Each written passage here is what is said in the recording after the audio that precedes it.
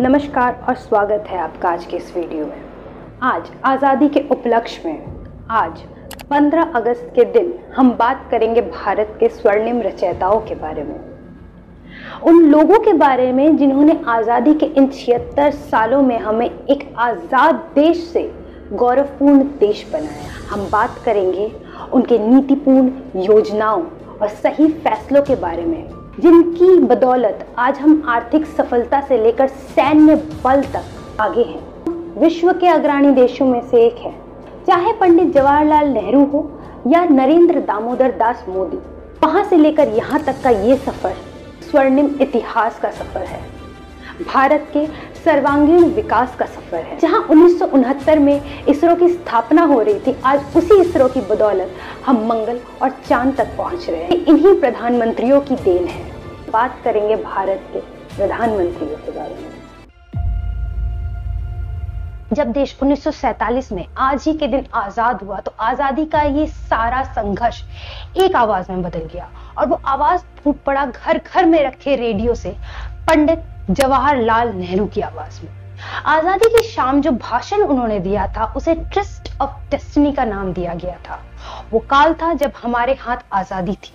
उस आजादी की तोड़जोड़ 1946 से ही शुरू हो गई थी।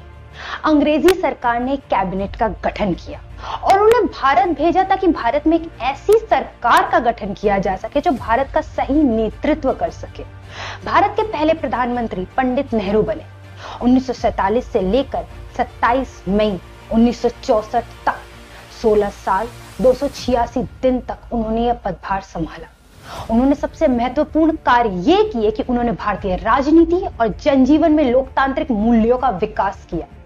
पंडित नेहरू ने अपने कार्यकाल के दौरान बहुत से काम किए, पर कुछ विषय जिनके साथ उन्होंने कभी कोई समझौता नहीं किया वो था शिक्षा और विज्ञान का क्षेत्र।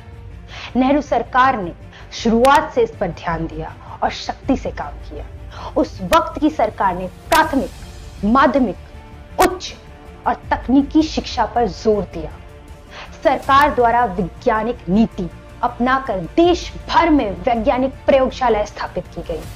भारत में तकनीक और विज्ञान सही से अपने पैर जमा सके, इसलिए इंडियन इंस्टीट्यूट ऑफ टेक्नोलॉजी की स्थापना शुरू की गई, जिसके अंतर्गत 1952 में भारत के प्रथम IIT संस्थान की स्थापना खड़गपुर में हुई। देश को परमाणु ऊर्जा देने से लेकर अंतरिक्ष अनुसंधान में कदम बढ़ाना, ये सब नेहरू का हाथ पकड़कर ही तो हमने किया। ग्राम क्षेत्र का विकास हो या एक ठोस विदेशी नीति तैयार करना हो, अपने कार्यकाल के अंतिम दिन तक या यूं कहे कि अपने जीवन काल के अंतिम दिन तक नेहरू ने देश को आगे बढ़ाने और सशक्त करने का काम ही किया। जय जवान जय किसान का नारा बुलंद करने वाले, कद में छोटे किंतु अपने साख में कई फीट लंबे शास्त्री जी 1964 में देश के दूसरे प्रधानमंत्री नियुक्त हुए। इससे पहले नेहरू देश के प्रधानमंत्री कार्यकाल के दौरान वो देश के कई मंत्रालयों का भार संभालते थे। शास्त्री जी ने 1965 में भारत पाकिस्तान युद्ध में सेना का प्रचुर साथ दिया। उन्होंने न केवल सेना का साथ दिया बल्कि सेना को अपनी कार्रवाई करने की पूरी आजादी दे दी। उन्होंने तीनों सेना प्रमुखों से तुरंत कहा कि आप देश की रक्षा कीजिए और मुझे बताइए कि हमें क्या करना है। कश्मीर के प्रत्युत्तर में शास्त्री जी ने सेना को लाहौर मार्च करने की मंजूरी तक दे दी। उनका इशारा देना बाकी था कि 350 सैन्य हवाई जहाज अपने निर्धारित लक्ष्य की ओर कूच कर गए। इसके बाद क्या हुआ, इतिहास के पन्नों में स्वर्ण अक्षरों से लिखा है। शास्त्री जी हमेशा मानते थे कि देश की तरक्की के लिए हमें आपस में लड़ने के बजाय गरीबी, बीमारी, अज्ञानता से लड़ना होगा। उनकी यह भावना कि देश के प्रति निष्ठा सभी निष्ठाओं से पहले आती है, ये पूर्ण निष्ठा ऐसी ही होनी चाहिए। ये आज भी हम अपने दिल में लिए शान से झंडा फहराते हैं। साल 1967 शक्ति का साल। भारत को अपनी पहली महिला प्रधानमंत्री इसी साल मिली। Iron lady of India Shrimati Indira Gandhi एक बार नहीं बल्कि 2 बार देश की प्रधानमंत्री चुनी गई। वर्ष 1967 से 1977 तक वो 11 साल इस पद पर आसीन रही, जिसके उपरांत फिर 1980 से 1984 तक तकरीबन 5 साल के लिए वो फिर इस पद के लिए नियुक्त की गई। अपने इस कार्यकाल के दौरान उन्होंने कई ऐसे फैसले लिए जिस कारण भारत विश्व पटल पर चमकने लगा। आज जितने भी बड़े बैंक RBI के अंतर्गत है, ये मिसेस गांधी का ही दिया हुआ है। उन्होंने भारत के 14 बड़े बैंक, जिनमें देश का 70% पैसा जमा था, उनका राष्ट्रीयकरण किया। आज बांग्लादेश पाकिस्तान से इंदिरा गांधी की बदौलत ही आजाद है। जब पूर्वी पाकिस्तान के लोग त्रस्त होकर शरणार्थी रूप में भारत आते थे, तो इस मुद्दे को हल करने के लिए आयरन लेडी ने पूर्व पाकिस्तान का साथ दिया और पश्चिम पाकिस्तान पर युद्ध घोषित कर दिया। चाहे देश को बंटवारे से बचाने के लिए ऑपरेशन ब्लू स्टार चलाना हो या सियाचिन को बचाने के लिए ऑपरेशन मेघदूत की मंजूरी देनी हो, भारत की आयरन लेडी हमेशा भारत के सैन्य बल के साथ खड़ी दिखी। यही नहीं, 1974 में पोखरण में परमाणु परीक्षण कर उन्होंने दुनिया को भारत का दम दिखा दिया। भारत से किसी को भी टक्कर लेने से पहले सोचने पर मजबूर कर दिया। पर जैसे कि हर सरकार से, हर प्रधानमंत्री से कोई ना कोई गलती होती है, मिसेस गांधी से भी एक गलती हुई, जिसका नाम था इमरजेंसी। साल 1984, इंदिरा गांधी की हत्या। उसके तुरंत बाद उनके बेटे राजीव गांधी को प्रधानमंत्री का पद मिलना, युवा सोच और युवा नायक इस आजाद देश को पहली बार मिल रहा था। आज जिस डिजिटल इंडिया पर हम इतना इठलाते हैं, जिस डिजिटल भारत के नाम पर हम पूरे विश्व में डंका बजाते हैं, वो राजीव गांधी की सोच का ही परिणाम है। उनकी पहल पर अगस्त 1984 में भारतीय दूरसंचार नेटवर्क की स्थापना के लिए सेंटर फॉर डेवलपमेंट ऑफ टेलीमैक्स की स्थापना, जिसके अंतर्गत शहर से लेकर गांव तक दूरसंचार का जाल बिछना शुरू हुआ। जगह जगह पीसीओ खुलने लगे। फिर 1986 में एमटीएनएल की स्थापना हुई, जिससे दूरसंचार क्षेत्र में और प्रगति हुई। भारत के सारे प्रधानमंत्रियों में एक बात आम रही, और वो है भारत को तकनीकी दृष्टिकोण से सशक्त करना। राजीव गांधी भी इस कसौटी पर खरे उतरे। अपने दोस्त सैम पित्रोदा के साथ मिलकर भारत के आम जनमानस के लिए कंप्यूटर तकनीक का सफर छोटा कर दिया। उनका मानना था कि विज्ञान और तकनीक की मदद के बिना उद्योग का विकास नहीं हो सकता। इसके चलते उन्होंने कंप्यूटर उपकरणों के आयात शुल्क में कम किए। इसके अलावा वोट की उम्र सीमा घटाना, पंचायतों को सशक्त करना, नवोदय संस्थाओं की स्थापना करना राजीव गांधी के सराहनीय कार्यों में से।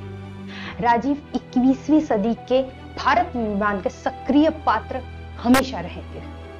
अटल बिहारी वाजपेयी 90 के दशक में भाजपा को खड़ा कराने वाला एक ऐसा शख्स। जब वो 1996 में पहली बार देश का प्रधानमंत्री बना, तो ये कार्यकाल मात्र 16 दिन तक चला, जिसके बाद 1998 में वो फिर भारत के प्रधानमंत्री बने। और इस बार जब वो प्रधानमंत्री चुने गए, तो उन्होंने आर्थिक तौर पे भारत को आगे बढ़ाने के कई अहम फैसले लिए। वो पहले थे जो देश में निजीकरण लेके आए। प्राइवेट बिजनेस और इंडस्ट्री को बढ़ावा देते हुए सरकार की भागीदारी को कम करना, ये उन्हीं का काम है। इसके लिए उन्होंने अलग से विनिवेश मंत्रालय बनाया। इसके अलावा Bharat aluminium company, Hindustan zinc, Indian petrochemicals और बीएसएनएल में विनिवेश को उन्होंने ही बढ़ावा दिया। भारतीय टेलीकॉम सेक्टर में वृद्धि भी इन्हीं के कार्यकाल में आया और नींव पड़ी आज के बीएसएनएल की। चाहे सर्व शिक्षा अभियान की शुरुआत हो या स्वर्णिम चतुर्भुज का निर्माण, वाजपेयी जी ने न केवल महानगरों को जोड़ा, उन्होंने शहरों को गांव से जोड़ना भी देश के विकास के नजरिए से ही देखा। यही नहीं, उनका कार्यकाल के दौरान समाज कल्याण और जातीय मामलों के लिए नए मंत्रालयों का भी गठन हुआ। 2004 से 2014 तक लगातार 10 साल देश के पीएम रहे मनमोहन सिंह ने 1951 में जब देश के वित्त मंत्री का पद संभाला था, तब आर्थिक क्रांति ला दी थी। 1951 से 1996 के बीच उनके द्वारा किए गए आर्थिक सुधारों की जो रूपरेखा, नीति और ड्राफ्ट तैयार किए गए, उनकी दुनिया भर में प्रशंसा की जाती है। मनमोहन सिंह ने आर्थिक उदारीकरण को बाकायदा एक ट्रीटमेंट के तौर पर पेश किया। उन्हीं का वित्त मंत्रालय कार्यकाल था जब भारत ग्लोबल होना शुरू हुआ। इतना करने के बाद भी जब वो प्रधानमंत्री बने, तो उस दौरान उन्होंने मनरेगा की शुरुआत की, आधार कार्ड योजना की नींव रखी, भारत और अमेरिका के बीच न्यूक्लियर डील किया, और उन सबसे भी ज्यादा right to education Manmohan Singh ही लेकर आए। आजादी के इन 76 सालों में भारत के प्रधानमंत्री पद को कुल 15 लोगों ने संभाला, जिनमें से कुछ नामों के बारे में आज इस वीडियो में हमने चर्चा की। इस फहरिस्त में हमारे अभी के माननीय प्रधानमंत्री श्री नरेंद्र दामोदर दास मोदी का नाम भी शामिल, और साल 2014 से वो ये पदभार संभाल रहे। उनकी ख्याति सर्वविदित है, उनके कार्य हमारे समक्ष है और दुनिया भी उनका लोहा मानती है। पर हमें कभी ये नहीं भूलना चाहिए कि गलतियां नहीं होती, बेशक होती है गलतियां। नेहरू की गलती थी जम्मू कश्मीर का मुद्दा, इंदिरा की गलती थी आपातकाल घोषणा, यहां तक कि अपने 5 साल के कार्यकाल के दौरान राजीव गांधी ने भी कई गलतियां की। अटल बिहारी जी के नदियों को जोड़ने की योजना ने तो काफी भड़तसना झेली। यहां तक मनमोहन सरकार की तो सबसे बड़ी गलती थी कि खुद मनमोहन सिंह कई मामलों में चुप रह जाते थे। आज इस शुभ उपलक्ष्य पर किसी की खूबी खामी गिनाने का दिन नहीं है, बल्कि दिन है इस देश को एक स्वर्णिम भविष्य देने का, और दिन है इस देश के हर नागरिक को उचित सेवाएं देने का जिसके सब हकदार हैं। एक अच्छा जीवन ही तो सबका लक्ष्य है और एक फलता फूलता खुशहाल देश उसका परिणाम।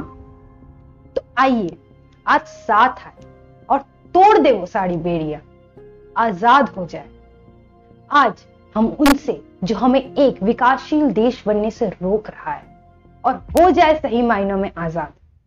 जय हिंद।